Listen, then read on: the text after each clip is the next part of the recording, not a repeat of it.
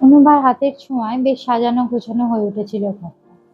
আমি একদিন অনুভাকে বললাম, তোমার এবারে সংসারটা একটা নাম রাখলে পারো তো বলো? সেও হেসে হেসে এগিয়ে এসে বলল, আপনি একটা নাম রেখে দিন না। আমি বললাম, এই ধরো সুখনির অথবা ভালোবাসার ঘর। সে হেসে হেসে বলল, ওই দ্বিতীয়টা দ্বিতীয়টা। অনুজয় হেসে বলল, তাহলে একটা সাইনবোর্ডের অর্ডার করে দিই, তৈরি হয়ে গেলেই দেয়ালের মাথায় লাগিয়ে দেবো। অনুভা চোখটা রাগি রাগি করে বলল, সাইনবোর্ড? সাইনবোর্ড বলে না নেম প্লেট বলে? অনুজয় হেসে হেসে বলল, ওই হলো আর কি। অনুজয়ের হাসিটা ভারী সুন্দর। আর একদিন সে হেসে হেসেই বলল, না, দেখছি নেম প্লেটের নামটা একটু বদল করতে হবে। অনুভা বেশ রেগে রেগে বলল, হলো কই, তুমি আবার নাম বদল করবে? হতে হবে তো। সে বলল, তা হলে তো একটা ঠিকঠাক নামই রাখতে হবে, ভুলভাল নাম রেখে লাভ আছে?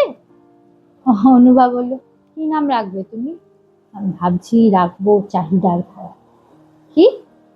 হ্যাঁ, মানছি ঘরের জন্য চাহিদা, কিন্তু চাহিদার আসামি তো ঘরও নেই।